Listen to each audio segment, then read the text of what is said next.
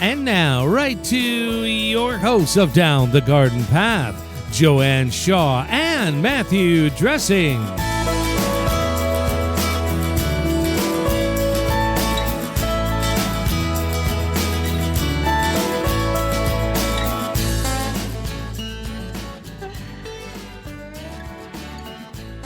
Hello and welcome everyone to Down the Garden Path,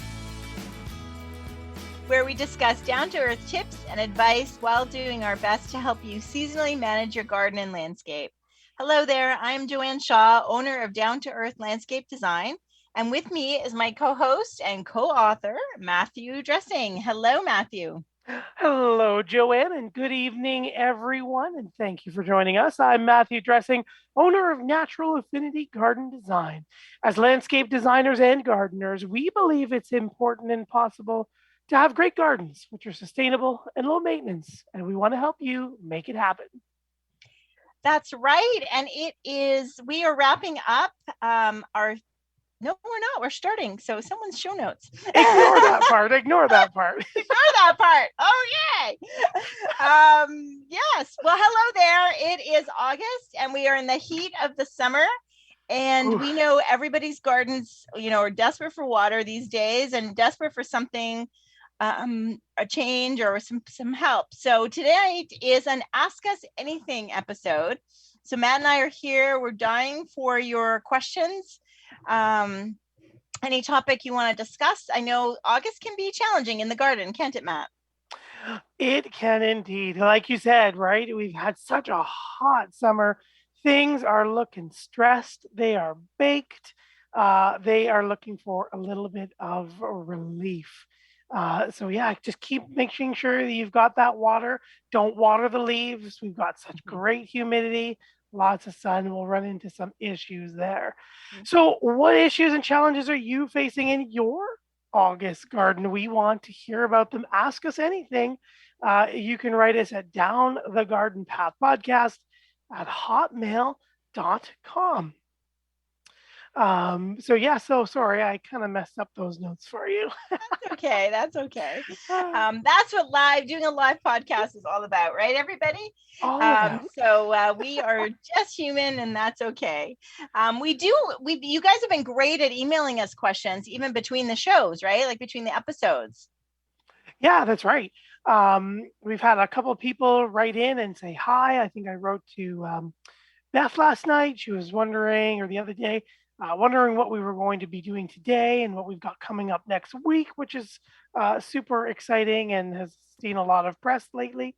So I wrote back to Beth. Tim has also written in, emailed us at downthegardenpathpodcast@hotmail.com, where Joanne and I are watching. We both get that email and we can both respond to you. Tim has also written in and he said, between shows, and said, hi, Down the Garden Path. I saw this post on 8 plants that repel mosquitoes.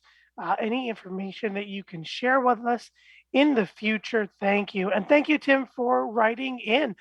You know what? It's definitely one of those, a great topic to touch on and kind of do some research about the efficacy of, these repelling plants and mosquitoes.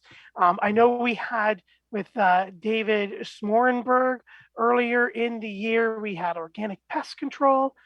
We heard him from our Blue Sky Nursery show all about the mosquito product. I want to say mosquito less, but I'm thinking of something else. I know.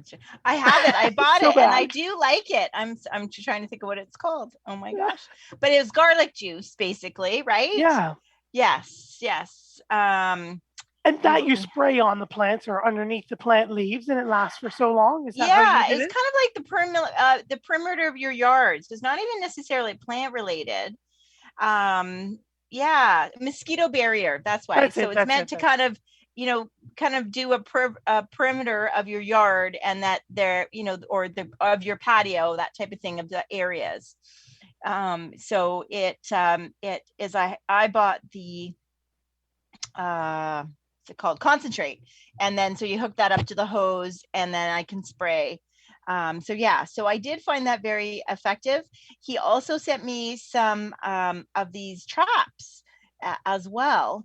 And I've been testing those out. So it's hard to know, like, it's really hard to know what works. I know certainly I feel like it's gotten better close to my house. I know I was talking to a neighbor and we were standing in the street, right? Because my neighbor across the street, so we're standing in the middle of the street, and then I got bit by a bunch. So I'm like, okay, so out here I'm really getting bit, but I think I think the difference is pretty incredible. And even I know I couldn't ever go even into the pool in the evenings because like my face and my head, it just cracks me up that the mosquitoes would just attack. And I have no grass and really no trees, like just a vegetable garden in the backyard, and still struggle with mosquitoes. But the last couple of hot nights, I've been able to do that, and I haven't noticed mosquitoes. So yeah, so I really think I should be more religious about using the mosquito barrier, but I definitely give it a recommendation. I really do. I think it's worth trying. Very nice. I'm glad that it's worked out for you. That's amazing that you've been able to notice the difference. I just think, yeah, a lot of people kind of, does it really work? Or it's kind of garlic, it's not really a chemical. So they kind of hesitate to test stuff out. So I think that's great. And if you want to hear more about those products, you can search organic pest control on Down the Garden Path on your favorite podcast provider. We've got all of our past content there, as well as the Blue Sky Nursery episode where we had that introduced to us. And Guy was saying, Guy, so the owner of Blue Sky was saying that he can't keep it in stock because people come in for it. So that was that's what kind of got us thinking, hey, this should be a good show.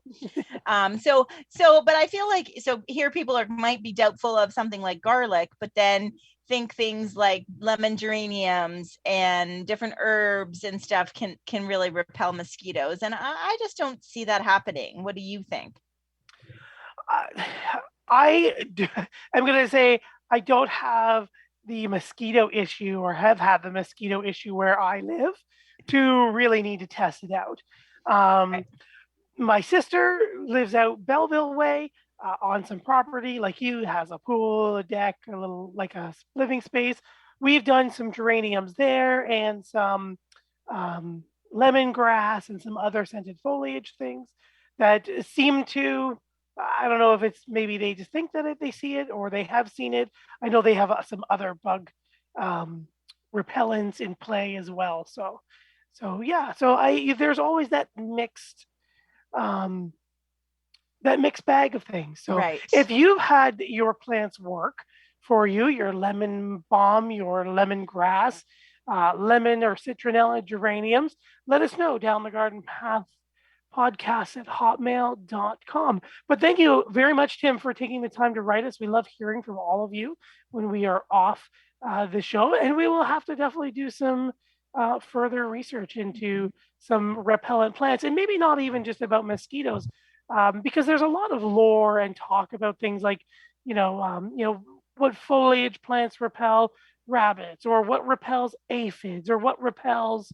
So there's a whole group of these ones, of these companion plants, or just individual plants that repel these things. So definitely a good show idea there to jump into as well. Actually, on that note, I did see some people comment about, because apparently one of those plants is geraniums, that the actual annual geranium actually repels Japanese beetles. So there have been in some of the face groups where they've taken their spent geranium blooms and stuff and put them around plants that the Japanese beetles like, and that actually has worked. I think people have noticed that when they've had Japanese beetles, that the Japanese beetles haven't touched the geraniums, but they've eaten other things. And I think that's what kind of got people to I think it's kind of spread kind of very naturally, or what's that word, so anyway, not to use naturally in a different way. So yeah, so that kind of intrigued me, because I'm not a geranium fan. They definitely do have a strong smell. They definitely have, like, even if you touch them and wash your hands, like, when you're breaking deadheading and stuff, and if you do it with your bare hands, it's like that stuff still is in your skin, like you still smell it. So I could kind of see. I've seen and heard the exact same thing. The geraniums, the pelargoniums by genus, Mhm. they repel them. They don't really enjoy them. I've seen a couple on like literally like one or two on a flower, and kind of my own investigation on that. But I've also heard a lot of the same thing. A lot of people are taking the dead heads, or they're picking some of the older leaves that still have some scent and crushing them and putting them in water and spraying them on their foliage just to kind of Oh, okay. transfer that scent as well. Mhm. So yeah, so I think there's a lot of little things that do and don't work, and I think it's Yeah. a mixed camp. Yeah, and I think sometimes some of that stuff, it might just depend. Like I think one person might have success with lemongrass and somebody Yeah, else, doesn't. I think that that's just one of those things that that's hard to tell. And so I think things that are inexpensive to try, like the lemongrass idea, like the lemon geraniums, it's not a huge investment. I appreciate that the mosquito barrier is a bit of a bigger investment, but I feel like it's kind of more of a proven product, too. yeah, So I think it's something worth to try. Especially for small yards. I kind of have a tricky yard, and that's a corner and stuff. So I think for small yards, I think I'd love to hear if any of our listeners have tried it. We would love to hear from you about that. So that would be good. yeah. So yeah. So any other, lemongrass, I do want to say, so Julia taught me, I think she mentioned it on one of her past shows about, so now's not the time. You can grow it from seed, but Mhm. lemongrass, if you go to, you can usually buy it at one of the Asian grocery stores. And it's like the roots are kind of like celery, like it's kind of got hard and white. And often there is like still some hair like that can be roots. And so you can actually put those stems, they're like, to me, they're like tiny celeries, right? You can put those stems in water and root them, and then you can put them in a pot. And I did that. I tried that this year. So I do have 2 pots of lemongrass. More, I forgot Oh, about the whole mosquito part. I was just more to see if I could do it. So yeah, so now I may bring one of my pots out front, so where we tend to sit, to see if that does help. But anyway, so that's a very whole cool. lemongrass. So we can't do the whole show on that. But anyway, thank you everybody for listening, and thank you for the podcast. I mean, anybody who's listening later on a podcast, you can still email us questions as well. We'd love to hear from you. But we always enjoy our live audience that is listening and sending us questions. So we have a few, don't we? We do. We do have some. We've got Henry who's written in to say hello, Matt and Joanne. This is how hot it is here in Chesterfield, South Carolina. And he's got a little picture of a ceiling fan, and all the It's melted. blades have Yeah. melted. It feels that hot here too. Henry, thank you for writing in. Harry's also written in, hello, Matt and Joanne. With this excessive heat in the GTA, is it okay to put down lawn fertilizer? If so, any tips? Thanks. The answer to that question is yes and no. You're not looking at me shaking my head. No, Nope. no, no. Yes and no. Typically, we think of when we say lawn fertilizer is the Scots, the synthetic stuff, right? It's quick acting. It's going to give us that burst of green. That can be very stressful, especially if you've got a lawn that's on the edge. If it's not quite fully lush, thick green, 3 inches plus tall, you can knock it into dormancy. You can stress it out even more. However, the organic will not do that. And that's where the organic fertilizers are beneficial in the summer. They will still give you that feed, but they do need to break down with the soil microbes. They do need to be wet some to release that fertilizer. So it is a slower release. You don't get that burst like you do in the spring with your Scots or CIL, or pick your favorite house brand. Within those first 2 weeks, you get it after those 2 weeks. And because you fed the soil, it gives you a longer, more sustained green that, again, rebuilds the soil, helps the retain moisture in times of drought, things like that. So, Harry, no, if you're going to use your Scott CIL or something synthetic with like a 30 or a 40, whatever your big like a high number, a high first number. Right. But yes, if you're going to go organic, which should be like a 723 or a 437 coming into our fall next one in a month. But yeah, so that's your yes and no. And then just apply it as you do, as you normally would. The organic, you apply the organic just like you would a synthetic one. Yeah. I think I still say, like, you're gonna be able to do it in a couple of weeks, right? Yeah, exactly. Our fall fertilizer is going to be around our Labor Day anyways. Hopefully we see some cooling off. If it's fully dormant, remember they're asleep. You don't eat in the middle of the night. Well, I mean, you get up to eat in the middle of the night, but your lawn is fully dormant. She's not going to wake up until we get those cooler temperatures. So if you do put something down, it's just going to wash away or enter the soil and not be used. So if it's active and green, go for it with your synthetic. If she's stressed or struggling, don't put it down to recover her, put an organic down to feed and help relieve some of that stress. And again, keep it watered for this heat and keep it cut high. Yeah. Yes. Yeah. Don't rush to cut it. No. Sure. Definitely. There's just let it go long. It's okay. I don't know why. I know people want that lovely trimmed lawn, but well, I don't understand why people want that lovely lawn, but yeah, I just think it's, and I just said that to my neighbor who just cut her grass, and I was so excited that it was going to rain because once I cut the grass looked brown and I really wanted it to be watered. And I'm like, yeah, so you shouldn't have cut the grass because it looked great. It was green, and so yeah.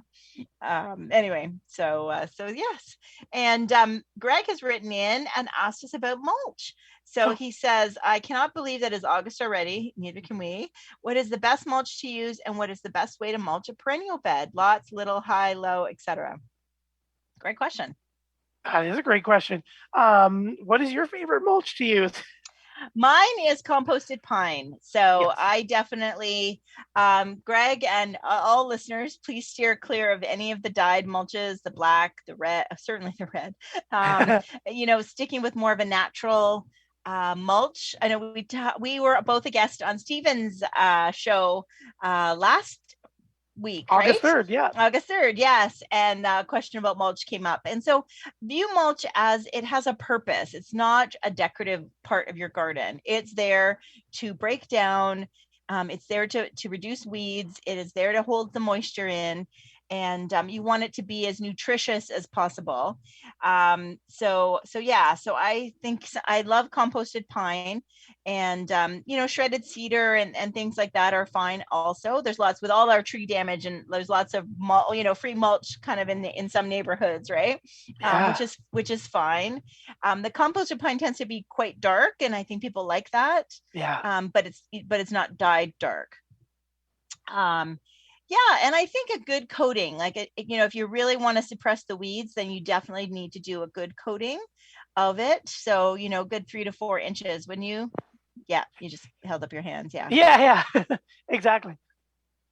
Mm-hmm. Yeah, that nice 2 to 4 inches, depending on what you've got, for sure. Mm-hmm. For sure, will help suppress the weeds and keep it. Yeah. I also, if color and mulch, I agree with you completely, is a functional thing, right? Nature, the forest, there's mulch everywhere. Nature likes to mulch things. If you look at the big meadows, right? We go through the seasons, things die off, things fall into the ground, other perennials come up, but the things that came before that are dying off are now the mulch and the layer that is protecting the new. So, definitely very functional. It's there to feed the soil, protect the soil from sun, hold water. It can have that decorative component to it. But yeah, definitely it's a part of the living ecosystem in that garden, for sure. For sure. And fabric. So let's just segue a little bit, because I had a conversation with somebody else today about fabric. And, does it suppress weeds?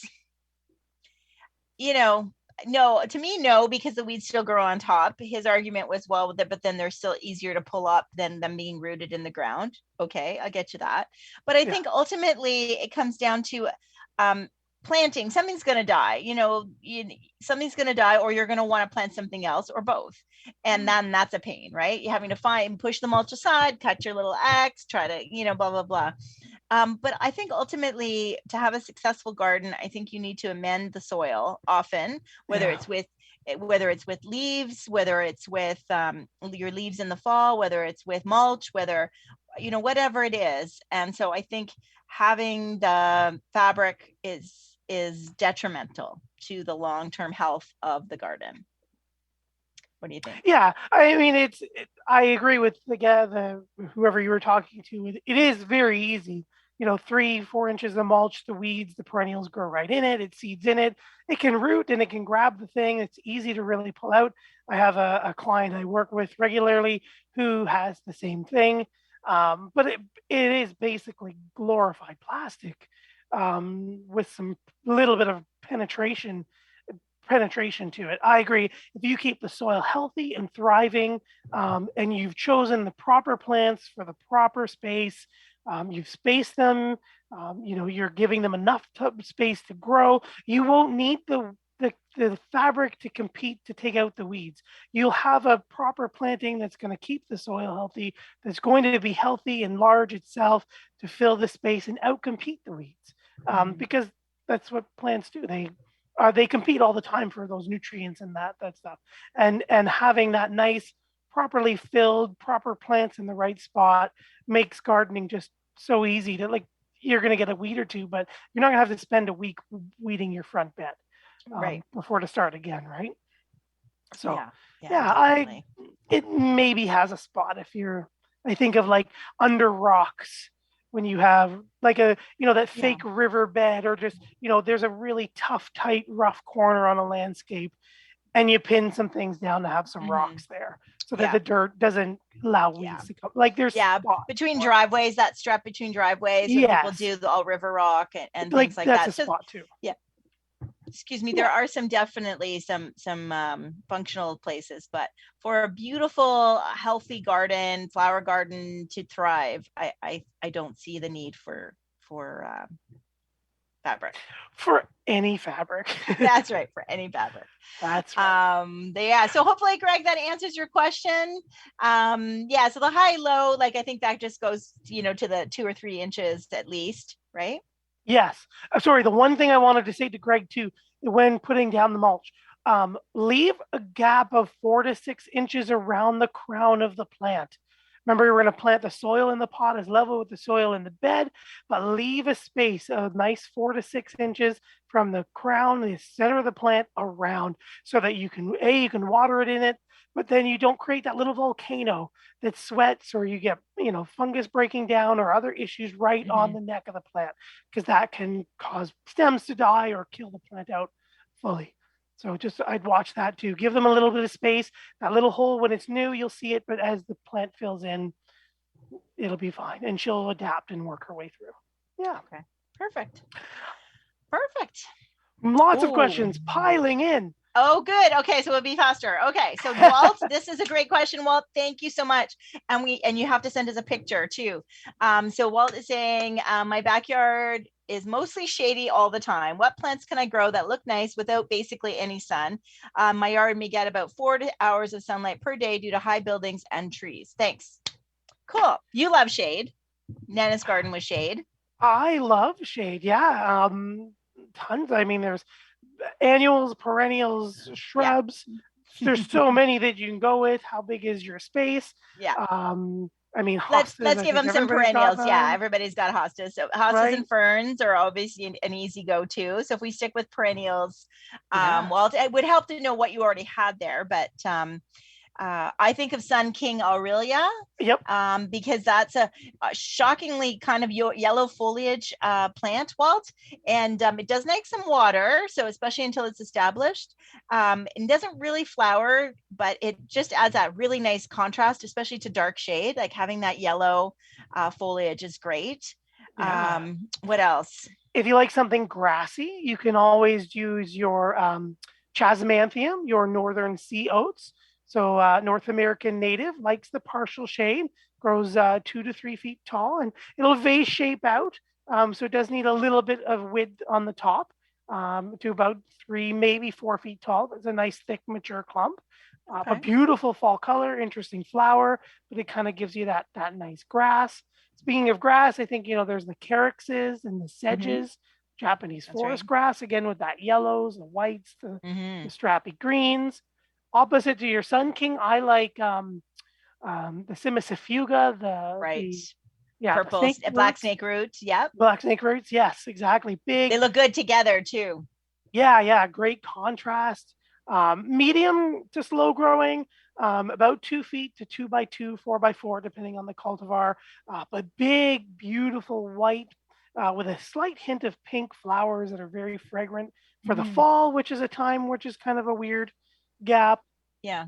My favorite shade perennial is the toad lily, a nice little orchid kind of looking stems, lots of different Mhm. foliage colors, interesting habit there. Mhm. Solomon seal, I think of Yeah. especially variegated Solomon seal. I really like that one. So yeah, so hopefully we've given you, Walt, some good ones to go with. Yes, definitely. And if you want to talk more, if you want to send us a picture, if anybody wants to send us a picture and ask some plant questions, we are always available at Down the Garden Path Podcast at hotmail.com.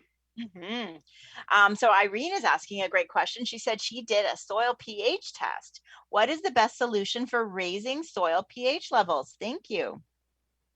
Oh, sorry, you said raising the soil Yes. pH levels. Yeah, you can usually find some dolomitic lime as well as some gypsum will also release those calciums and those magnesiums and raise your pH for you.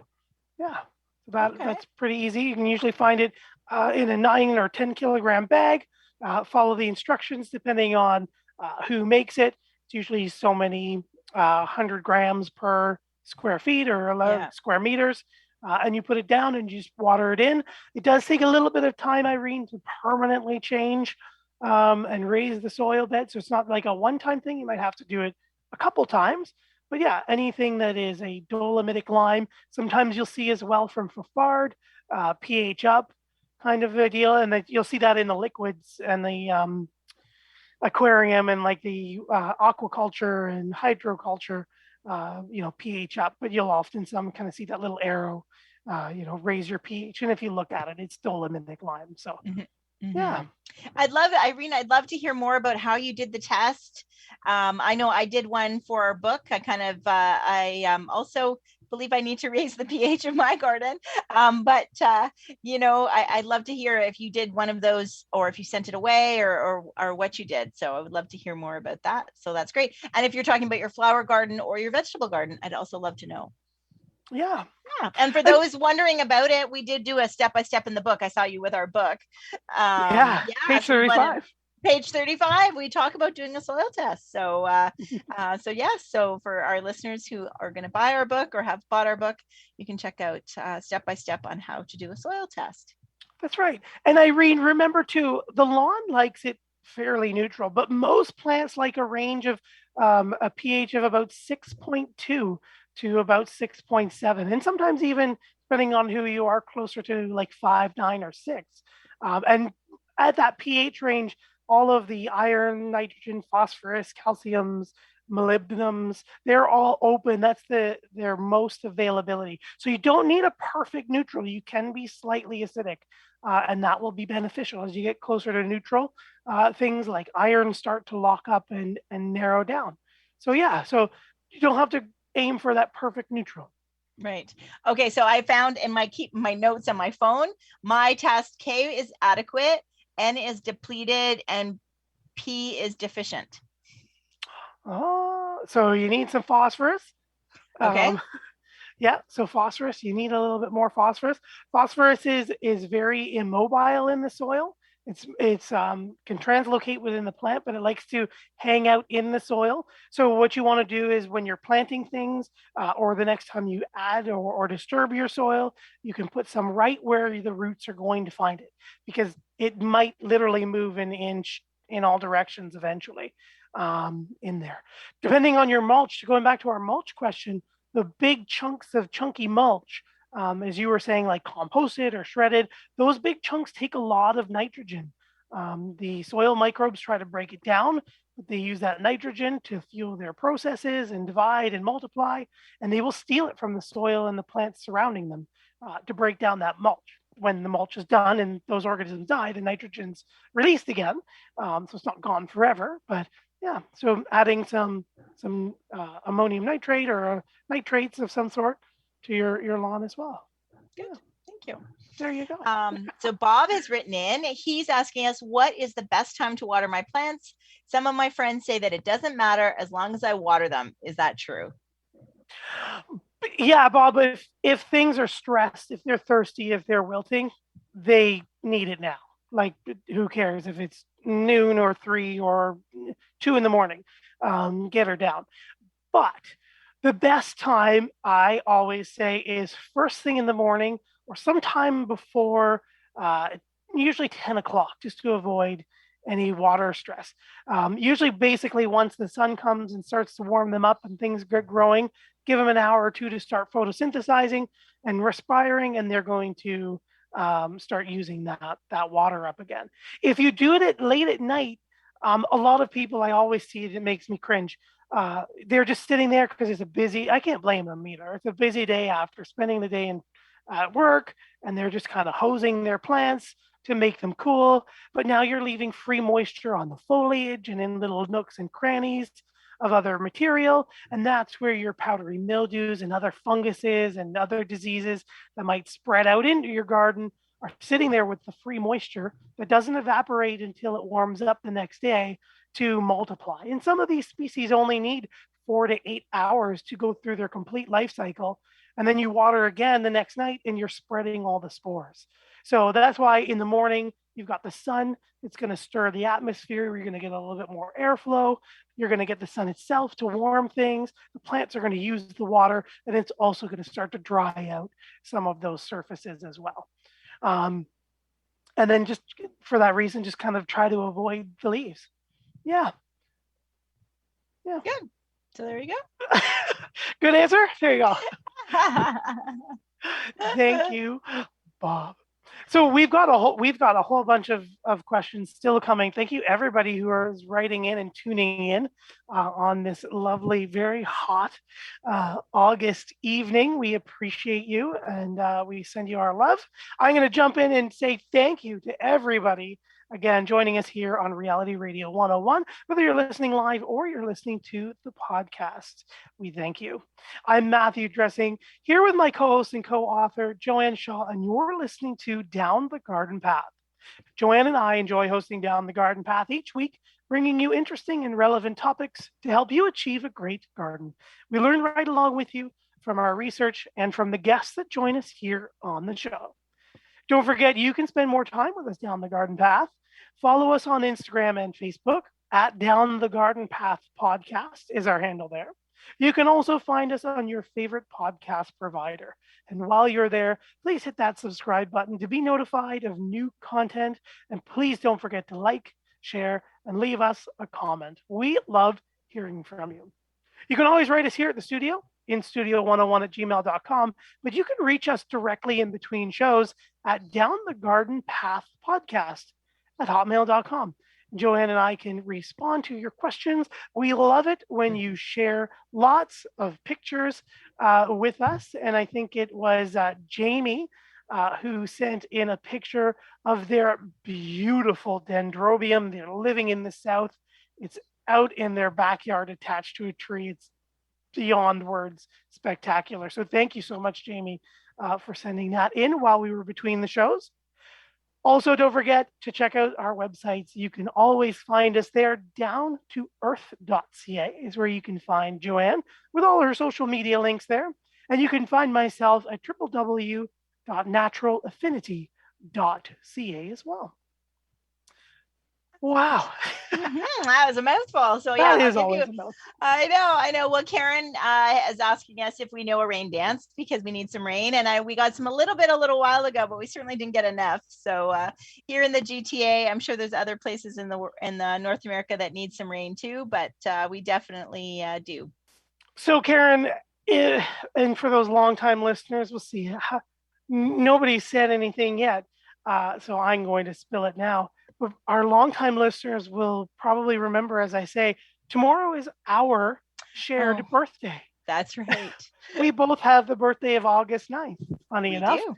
And Karen, trust me, I always pray for a beautiful thunderstorm on our birthday. Really? I love a thunderstorm.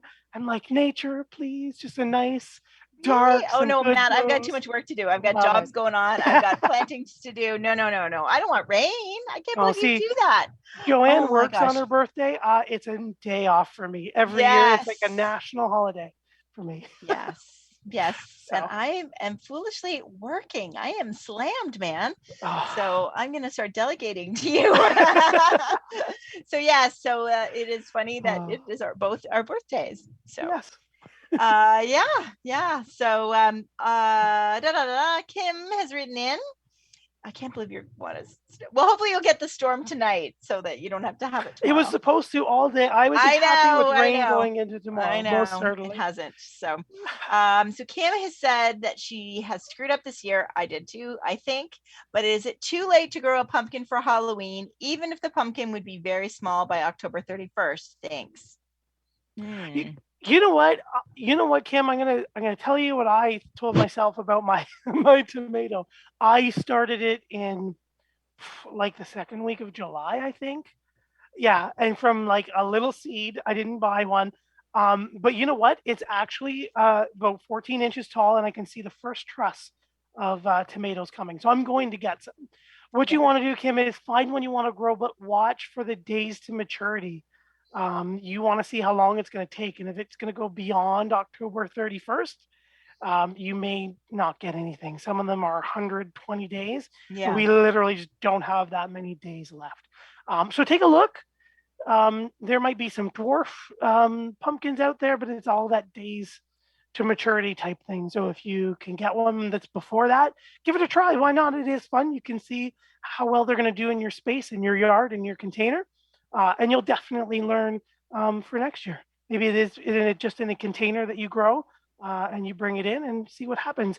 Also remember the pumpkins and watermelons and things like that, cantaloupes, they like to ramble down a hill a little as well. So they don't want to be perfectly flat. They do like a little bit of a slope to them. They enjoy that, kind of like a peace lily.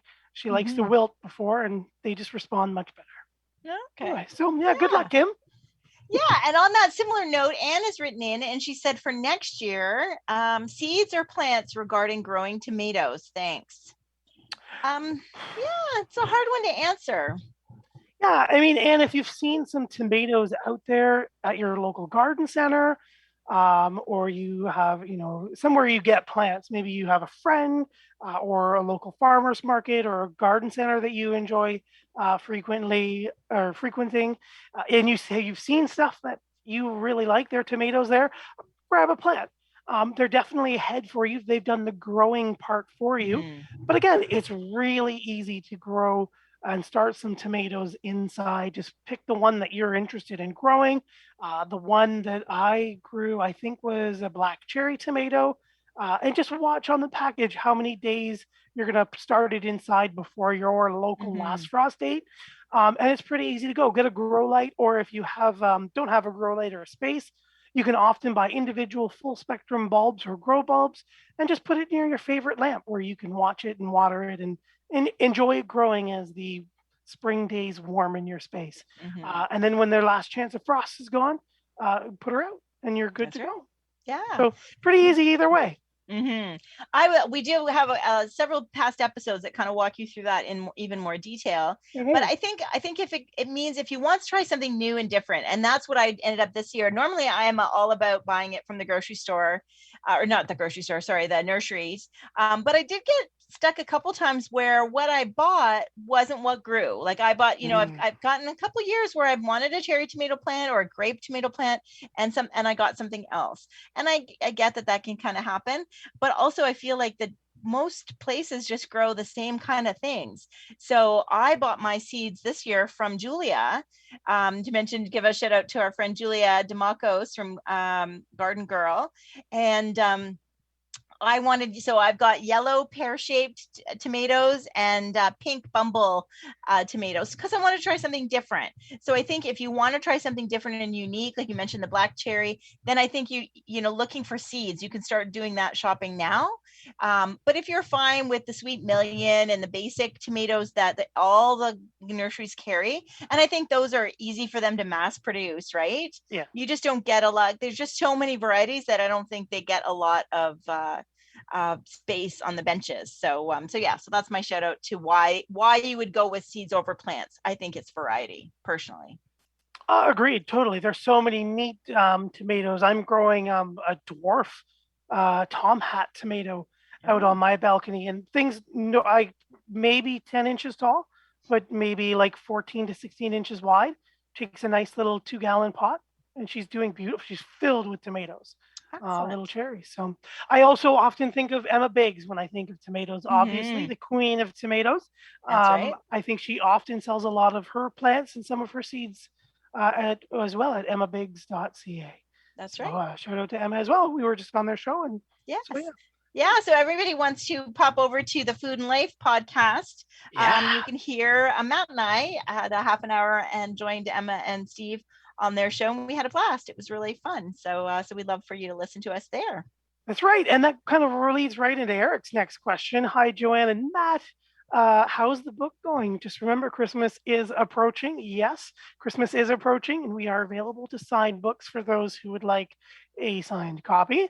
Mm-hmm. But yeah, we talked about our book and how we went through the book, and answered some listener questions there as well. So if you haven't listened, definitely take a check out there. And thank you to those who are listening tonight who also listened then.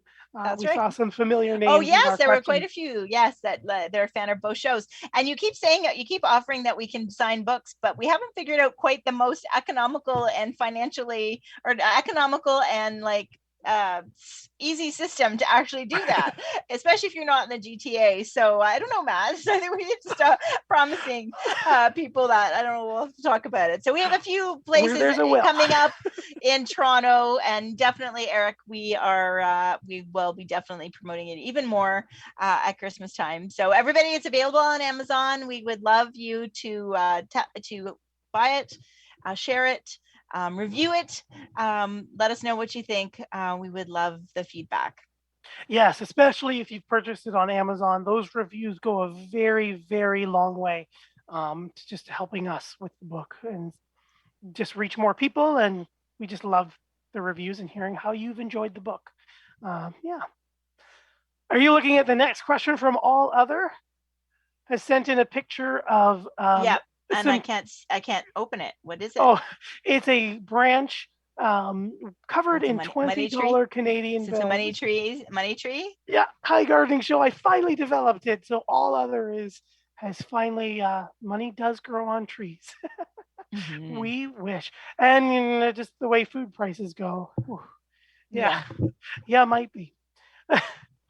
Dawn has also written in, hi, Joanne and Matthew. Is it better to buy small perennials or larger ones that have blossoms? Can I buy them now and plant them? Any available? I live in the GTA. Yeah, Donna. You know what? You can pretty much buy perennials almost any time of the year, depending on your local independent garden centers. I know a lot of ours are still doing it. Depends on kind of if they grow their own, if they don't, if they bring things in. Depends. Their perennial sections will all kind of change. We have a few growers near us that sell directly retail as well, so they tend to have a bigger, longer selection. You can buy small perennials or larger ones. Is it better to buy smaller or larger ones? It's kind of how much are you willing to spend in there? If you buy bigger perennials, they're going to need they usually have a bigger top and a medium-sized bottom. You might have to water them a little bit easier, or if you're watering them well, you've got them mulched. You can usually water them thoroughly once and they'll last longer, whereas the smaller ones, they just dry out because there's just almost nothing to them. And then time of year plays into all of that. How hot is it? Is it full sun? Is it full shade? Is it, there's a lot of different conditions that goes into how often you'll have to water them. But as long as you're caring for them, watching them, making sure you know who it is. Some of them, like heucheras, heucherellas, tiarellas, don't cut them back. They like to mulch themselves with their own leaves. Little considerations like that. They're pretty good and easy to plant, whether they're large or small for the most part. Again, there's so many factors that play into that. So yes, you can buy them now. Buy big or large. Usually find the small ones in the spring and the larger ones as we go through the year. We see the bigger grasses and echinaceas and rudbeckias and things like that. So yeah, there are definitely some here in the GTA for you to find. Yeah, definitely. I think that I get that question a lot from neighbors and friends and clients. Like, is it okay? And it's like, it might not be all, like, especially the last couple of days or last week where it's been so hot. It's not necessarily optimal, but if you find a deal, if you find something you've been looking for, I know at the last, I was telling Gary, I went the long weekend. I went and visited my parents, and I dragged my parents to 4 different nurseries and looked at plants and stuff like that, and I found a butterfly weed. And typically when I bought it, it's been like a little plant, right? In the spring, it's been a little plant, and I've like always killed it. This time it was in a 2-gallon pot, and it was like almost 2.5 feet tall. And it was like a big plant. Now, potentially could still have already killed it, but anyway, because I forgot to water it. But it's so I got something this time in the season that has a better chance, even with the stresses, to have success than sometimes buying something smaller in the spring and really having to baby it. So yeah, and I think it's like one of those things, if you put it off, you'll forget, oh yeah, what was I going to put there, and what was I, where was that place hole again, and then you go through another season of missing out. So I just say go for it. And shout out to all the people that are doing the macrophilia hydrangeas. You post every summer about on some of the Facebook groups. Well, it hasn't bloomed for 5 years, I'm just going to give it one more year. Honestly, people, time is short. Get a blooming, get a little quickfire, get a little bobo, or just bobo hydrangea. There's lots of varieties, little lime, there's lots of paniculata, lovely plants. Or if you don't want a hydrangea, get a lovely reblooming woodgelia. Oh yeah. So stop waiting for those plants to do what they should have done, right off the bat, right? Yeah, well, and it's the macrophyllus too, right? They've got those buds that come out in the early spring, but if we get a weird spring, they just get frozen off. That's right. And then they're growing, and then we get a heat wave like this, and we don't keep them wet enough. So the buds, as they're developing out or emerging out on the spring, dry out and die. So there's nothing left. So there's 2 easy shots for them just to be foliage, and it's for sure. And I think because their leaves perform super well, because you're fertilizing it and you're watering it a ton, the leaves are looking really good, and you just think it's going to perform, and it's really just not.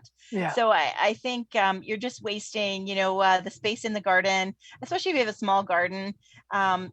Really go for something that is, talk to your garden center, talk to us. We happily suggest. I suggested some already. A plant that, my little quickfire. Now this year, all my hydrangeas, I think because of that coolness we got heat and then cool. All of them are a bit later, but normally, it's the first one to bloom in June. And so I have beautiful flowers from June until October. And and it's covered in blooms, not waiting for 1 or 2 little mop heads. So yeah, anyway, that could be a whole episode of me lecturing everybody. Why not do it for the macrophilias? But definitely, I feel like if you have a spot and you find a plant and you want to plant it, and as long as you're not going on vacation for 3 weeks, buy the plant and plant the plant and enjoy. Agreed. So our next listener, Stu, has written in, "Hi, Joanne and Matthew. This is great advice about watering plants or the lawn, for that matter, at night. But what about when it rains at night? Isn't it the same thing as us watering? Wouldn't rain at night hurt the lawn and plants as well as the evening?" Yes, definitely. And the plants over the millennia that they've been around have definitely adapted to that. And we'll always see that little bit. Gardening in nature isn't perfect by like picturesque magazine standards, right? So a little bit of that, most certainly. But when we do it at night, we accelerate that process. And that's where a peony goes from green one day to next week being completely white, because your powdery mildew and those susceptible plants, she's moving unchecked. So again, just kind of one of those, just the tips for, that's the time to do it, just to kind of get that best results and keep things kind of unchecked there, or checked in check and controllable. Now, and you're dead right, though, Sue. If we get a week of just rainy, cloudy, humid, disgusting weather, that's when those molds and funguses, that's what they want to do. They're going to go crazy, and there's nothing we can do about that. That's where we just have to move in with sprays and other things. But so just as far as ornamental horticulture goes, definitely we want to do first thing in the morning. However, yeah, nature and then that whole cycle, and that's a whole other thing. There's always going to be a little bit of it, and the weather will reflect how much comes and goes and in that cycle for sure. So, but yeah, I'm glad you're enjoying the show too. Yeah. And tomatoes. So Steve has written in saying, can't I grow a tomato plant all year round inside with a grow light? So yes, I believe, you can. I think there's some varieties, right, that are better. I think it's the smaller ones. I got to visit. I would share with. Well, I know we're running out of time, but I spent the day with Julia yesterday at her garden in Mono, Ontario, and so that was lovely. And we did talk about that very thing, and I think she has talked about that in a past episode. Exactly. But do you remember? Yeah, there's the dwarf tomatoes and then the micro dwarfs. Right. Most of them are determinants, and you're only going to see them grow anywhere from like 10 to 12 or 14 inches tall and wide. So make sure you have those grow lights there, Steve. They want that light. They want those long light periods like tomatoes do. And then, you can grow them indoors. I'm about to order a few micros myself, some micro dwarfs. Can we share? Can we do the same thing? Yeah, we'll put together an order and grab it. And I believe she said something to me on this yesterday about them being in a small pot, they're under more stress. And that's what makes them produce, because they're so stressed, they produce more seeds, more tomato, more fruit. Yeah, because fruiting and flowering can be a stress reaction as well as their normal cycle. For sure. It's one of my favorite tips about lilacs. If you've ever had like the purple or the native lilacs not bloom for a while, something's happening. May be a bigger issue, but one of the tricks you can do is stab a spade into the root zone around the canopy. And that break causes a stress reaction, and she'll light up with new buds. And same with wisteria. Yes. I'm like, what's the word? It sounds like, we're going to do charades, it's on love trellis. It's yes. As we reach the end of the show, Frank has also written in, hello, Joanne and Matt. Such an excellent show tonight. I recorded it. Lots of advice and tips. You two rock. Thank you. And thank you, Frank. Yes. Thank you for listening every week, Frank. We really appreciate it. So many of these names. Thank you guys for supporting us here on the show. And we really, really appreciate it. And we love doing these, don't we? We both look forward to these, even though they're kind of scary, these Ask Us Anything. We approach it like, if nobody asks us anything, what are we going to talk about? But you guys never disappoint. Nope. And we really enjoy doing them, don't we? We really do. We always get the most questions on nights like this. So we love interacting with all of you. So thank you so much. I do want to ask that, I don't know if the people who are listening and all our friends that write in often are on Instagram, but please, we would love for you to follow us on Down the Garden Path podcast on Instagram. That's where we share past shows. We share flashbacks to like previous shows. I'm trying to do some gardening tips and things to kind of do stories and more excerpts from our books. So we would love to have your support there as well. And that's a great place to share things like if you are buying a product that we recommend, or any other feedback, that's a good place to kind of post about it too.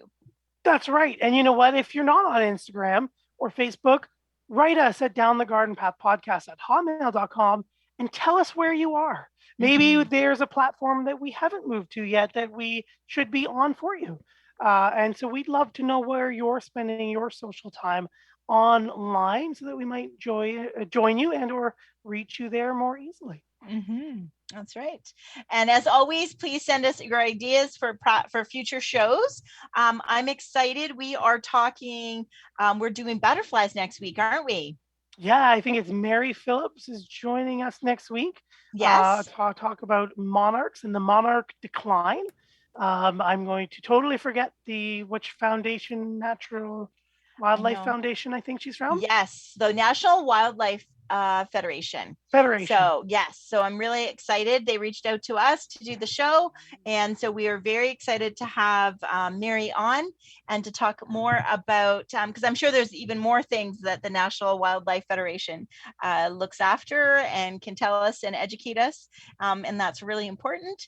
And so we're excited to have her on the show. And but like I said, we're always excited to hear about your ideas or your connections to talk about. Well, before you go off, if I may, before you go off the air, I wanted to wish both of you a very, very, very happy birthday. And I kind of go with Matt. I love thunderstorms. I do. Yes. And it was supposed to thunderstorm here today, and we didn't get it. And there's nothing like sleeping at a nice thunderstorm, but I wish both of you the best. You're fantastic, wonderful people. I consider you dear friends, and I wish you the best tomorrow. Eat lots of cake, please. Thank you. I love a good thunderstorm. I love it too. I love sitting on the porch and looking. I do love it. Just not on my birthday. That's all. But but yes, there's nothing beats a good thunderstorm, and boy, do we need one. So yeah. So you're working on your birthday. So if we get it, it's going to be like, no, stay home and not work. Yes, and happy birthday to you too, Joanne. So thank you everybody for once again listening to us and following us on this journey. Yes, thank you so much. As you said, we love it so much doing it. So yes, we love hearing from you. Down the Garden Path podcast at hotmail.com. Let us know what you think. Send us your ideas. We'd love to talk more about what you're thinking about. Don't forget as well to check out the book, Down the Garden Path, a step-by-step guide to your Ontario garden, live and available now on Amazon, whether it's .ca or .com. And stay tuned next week when we are joined by Mary Phillips, talking all about monarch butterflies from the National Wildlife Foundation. I probably said that wrong again, but Federation. But should be a great show. So thank you, everybody. We look forward to seeing you next week on Down the Garden Path here on Reality Radio 101.